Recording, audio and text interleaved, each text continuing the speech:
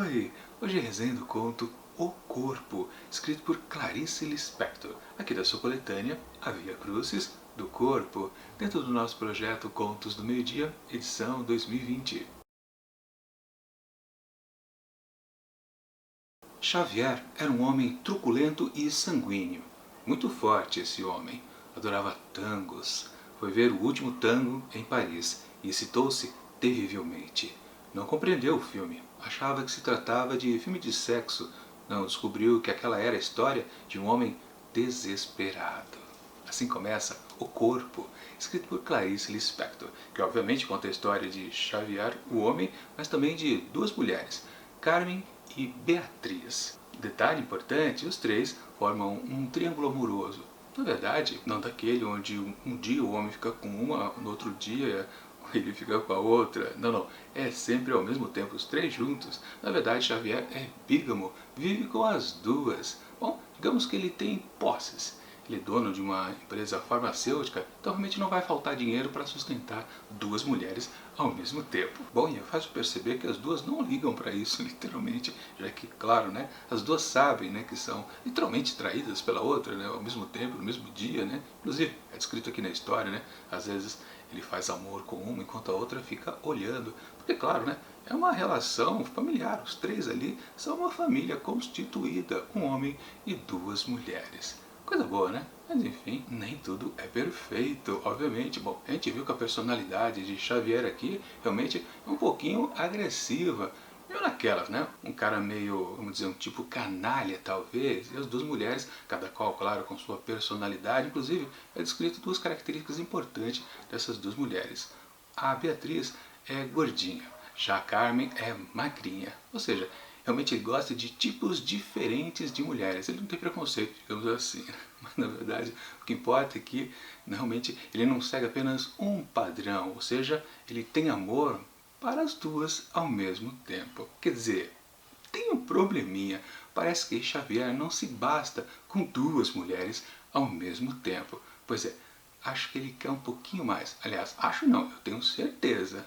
Mas eu não vou dar mais detalhes, porque senão estraga a experiência de quem ainda pretende ver esse conto. Minha avaliação do texto. Bom, mais uma vez, sempre vale frisar, os três primeiros contos aqui dessa coletânea Via Crucis do Corpo foi uma espécie de encomenda feita pelo editor de Clarice Lispector para a escritora. Sim, as três ideias dessas três histórias não veio da cabeça de Clarice Lispector. Ela ficou meio receosa em fazer esse tipo de encomenda, mas tudo bem, depois ela até gostou e realmente ela começou a maquinar em como desenvolver essas três histórias bases apresentadas pelo seu editor. De fato, quando a gente começa a ler, fazer a leitura, tanto da história passada, quanto dessa, e também será do próximo, eu já li o terceiro título, a gente percebe que foge muito ao habitué da Clarice Lispector. A primeira coisa, claro, é a temática aqui da história, que justamente, né, um pouco mais crua, né, literalmente, né, falando mais abertamente de sexo.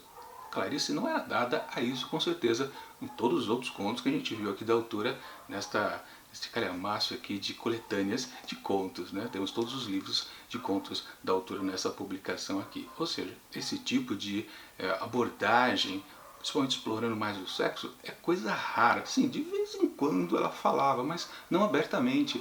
A grande característica desses três contos aqui é que é muito cru quando ela fala a respeito de sexo. Na primeira história, foi um pouquinho, até um pouquinho velado, digamos assim, mas aqui é realmente mais carnal, completamente mais descritivo. Claro, não chega às vias de uma pornografia, por exemplo, não, não é o tipo do conto, mas ela é um pouco mais aberta, digamos assim. E também vale lembrar, né, esse livro aqui dela, A Via Crucis do Corpo, foi considerado meio subversivo, né, meio profano demais, né, foi renegado por muita gente, né, todo mundo estranhou ela ter tido escrito histórias desse calibre, digamos assim, só para lembrar o tempo que foi publicado essa história, né? Tempos de chumbo, né? Enfim, não importa. O que vale é que sim, ela está no registro diferente. Aí eu posso dizer para vocês, mas ela continua Clarice? Pois é, aí que está. A pegada daquela Clarice que a gente tanto conhece nos demais contos, a gente não percebe por aqui. Podemos dizer que tem talvez uma característica típica da autora, como por exemplo a epifania. A história aqui, ela passa por uma certa reviravolta, mas o que acontece ali, a gente não pode dizer que é exatamente uma epifania que os personagens passaram a ter, e aí eles mudaram de comportamento. também não é o caso. Mas o que vale principalmente é que a questão das reflexões que não estão existentes aqui no corpo desse texto. Tudo aquilo que a gente gosta na Clarice Lispector, que é pegar um tema, desenvolver um subtema e ficar elucubrando a respeito daquilo, realmente aqui não tem, porque é uma história também, em termos de ritmo, de apresentação do que ela é, também do mesmo jeito, completamente crua ou desnuda, né, sem nenhum pudor, já que estamos falando de sexo, podemos dizer assim também. Ou seja, é uma Clarice completamente diferente. Pode ser que ela também fosse sempre assim, só no final da sua vida que ela passou a escrever histórias assim?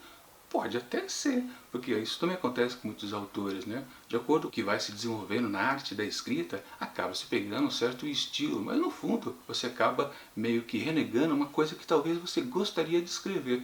Naquelas, né? Você fez sucesso com um tipo de conteúdo. As pessoas gostam de consumir seus livros naquela batida, estilo narrativo. E às vezes uma coisa que você gostaria de ter dito antes, acabou não dizendo. Talvez no fundo ela tenha topado essas encomendas do seu editor. Essas 3 histórias que destoavam da sua literatura, pode ser que no fundo ela até gostaria de ter feito algo parecido em outras oportunidades em anos anteriores. É uma hipótese, até explicando porque realmente ela topou fazer isso. De qualquer forma, é uma história que pelo menos tem aquela coisa de um começo, um meio e um fim. Mas sempre a gente pode lembrar que é tudo assim meio en passant, né? As histórias vai acontecendo, o desdobramento da história vai acontecendo e de repente quando a gente chega no meio, onde temos realmente uma reviravolta, você fala, possível, tranquilo, não é nada demais. Mas no desfecho dela, aí você realmente fica, mas peraí, aí a história fica um pouquinho meio estranha, não tem cabimento aquilo. Dá aquela questão que você pode pensar, um autor tenta contar uma história e ele não tem coragem de ir aos fatos que aquela história proporciona. Ou seja, ele meio que deixa em aberto assim para o leitor, ou até em outras mídias, né, o espectador de filme, no cinema, na televisão, deixa que quem está acompanhando aquela obra faça uma certa junção de outras ideias com tudo aquilo que já havia sido apresentado. Claro, aqui nesse conto aqui não é exatamente um conto em aberto. O que eu estou meio que reclamando é uma espécie de maluquice que acontece ao final. Um comportamento completamente distante do que estava acontecendo antes. Alguns dizem que esse texto aqui é uma espécie de farsa. Pode ser que sim, mas só porque é uma coisa não habitual, um homem com 2 mulheres, de fato, bígamo, vivendo na mesma casa. Pode ser que sim, pode ser que não, mas isso também não justifica um final um pouquinho forçado. Claro, não vou comentar qual é exatamente o final, vocês também têm que ter essa mesma surpresa do final, meio que o que aconteceu aqui. Sim, antes do final há um evento também super importante, e claro, decorrente desse evento importante é que quando tem o final completamente amalucado, você fala, peraí, pô, essa história aqui não foi levada a sério. Que coisa é essa? Falando em levar a sério, a gente lembra nesse texto que eu li para vocês, que é a abertura, obviamente, aqui do conto, onde Xavier foi ao cinema e assistiu O Último Tango em Paris. É dito, né, que ele gostava de tangos. E o narrador também acrescenta, né, que ele não entendeu o filme, ele achou que era apenas uma história pornô, não compreendeu que na verdade todo o contexto de Último Tango em Paris realmente é falar sobre um homem completamente arrasado, desesperado, como é colocado aqui no texto da autora. Sim, uma coisa de interpretação. Ele não entendeu o que estava vendo. Talvez ele não tenha entendido também a relação entre as 2 mulheres, Carmen e Beatriz. E por isso também, né, que naquelas de ter mais, mais e mais, ele acabou pulando a cerca, né, para uma terceira mulher, que é o máximo que eu posso dizer aqui para vocês. Claro, isso gera consequências, e é por aí que a história aqui da Clarice Lispector caminha até o seu desfecho. Como eu disse, completamente maluco. Mas sim, uma coisa que a gente pode dizer especificamente aqui sobre o corpo da história é que não importa que você esteja vivendo uma vida diferente, uma vida um pouco mais liberta, sem amarras sociais. No fundo, não importa a quantidade da família diferente que você está constituindo, com certeza os padrões morais ainda vão prevalecer de uma forma ou de outra. É o que expõe aqui com certeza essa história que um homem tem 2 mulheres. Não é porque são 2 que tudo na vida dele vai ser diferente. Bom, a gente já sabe, né? Eu já comentei.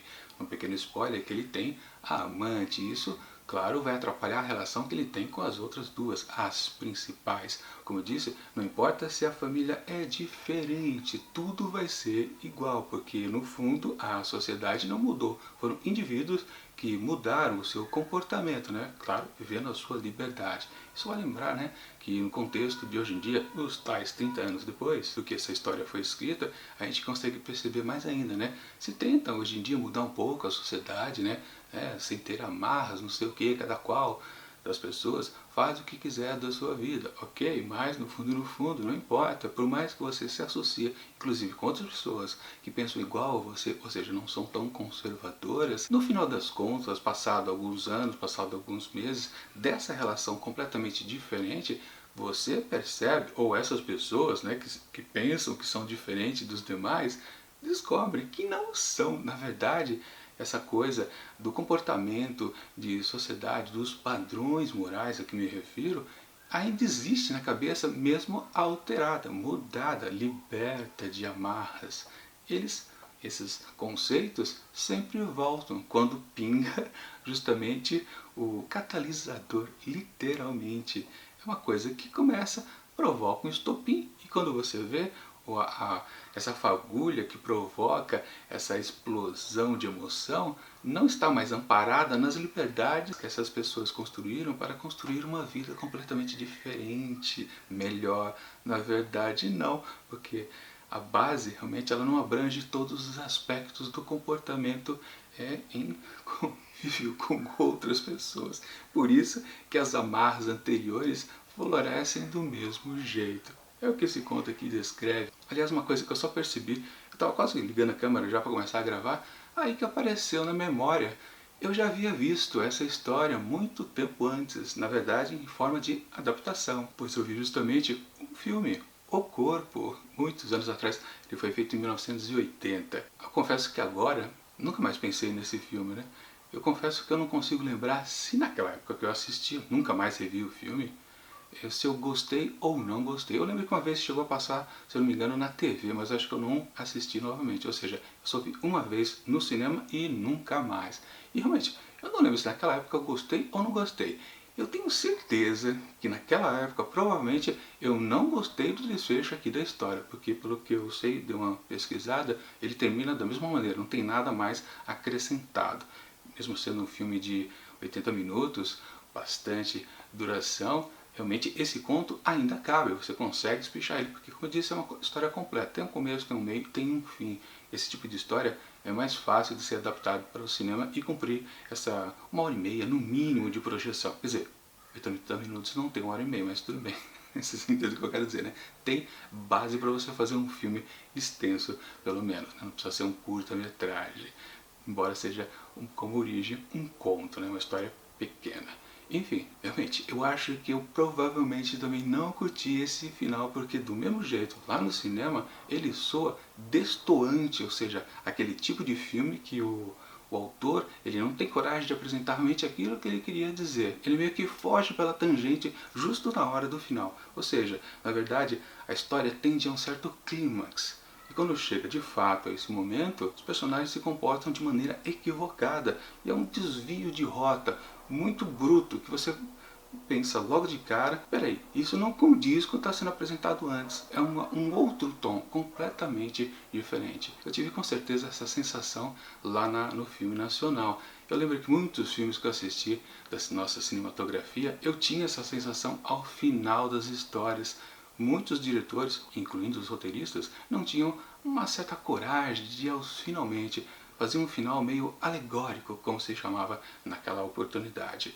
Um final que destoa do que estava sendo contado antes. Mesma coisa no cinema, mesma coisa aqui no conto de Clarice Lispector. Claro que a gente tem que levar em consideração que talvez ela só estava respeitando o que o editor contou para ela, né? Ele diz, né, que todas essas histórias tinham um cunho verídico. A Clarice, ela não informa pra gente o quanto que ela injetou um pouco dela nessas histórias. Ou ela foi muito literal apenas. Isso não dá para saber. De qualquer forma, esse texto aqui é um pouquinho melhor do que o anterior. Ele tem, como eu disse, um pouco mais de crueza, né? Expõe os fatos da relação entre essas três pessoas de uma maneira mais limpa, sem pudor nenhum. Ele fica mais interessante por causa disso. O outro tinha uma certa fantasia também, né? Do mesmo modo, né, que ele tinha Então uma questão de um ser espiritual que aparecia no meio da história, e aqui a gente tem um final que diz toda a realidade. Será que sempre teremos nessas três histórias então elementos assim fantásticos? Posso dizer que na terceira história também é uma coisa que vai por aí, mas isso você vai conferir no próximo vídeo. O que vale é que para esse conto aqui, eu achei ele interessante, um pouquinho acima da média, mas também não passa disso, não impressiona ninguém. Como eu disse, tanto não impressiona que eu demorei para perceber que eu já havia visto uma adaptação dessa história. Ou seja, ela não impressiona. Quando eu vi lá na época de 1980, justamente o filme, aquilo não me marcou, provavelmente eu não tenha gostado do final, e aqui, quando eu vi o original, depois de tantas décadas depois, né, exatamente 30 anos depois, né, eu percebo que realmente a história, como ela me marcou lá no passado, eu não percebi que eu já conhecia ela. Enfim, para O Corpo, escrito por Clarice Lispector, eu atribuo apenas 3,5 asteriscos. Tá de bom tamanho. Bom, e amanhã a gente continua com Saki, aqui com O Gato Indiscreto e outros contos, sempre com mais uma história com certeza sarcásticas, apresentando aqueles grandes personagens típicos da sociedade inglesa. Ele adora mostrar isso pra gente, realmente as histórias são, sim, interessantes também a conferir amanhã. Lembrando, né, que, claro, no próximo vídeo aqui do livro de Clarice Lispector teremos a terceira história que foi encomendada. Vamos ver, aliás, eu já vi e vocês vão conferir o que eu disse a respeito dela. Mas enquanto esses próximos vídeos não chegam, eu deixo aqui do lado dicas de outras resenhas que já aconteceram aqui dentro do projeto Contos do Meio-Dia. E tchau!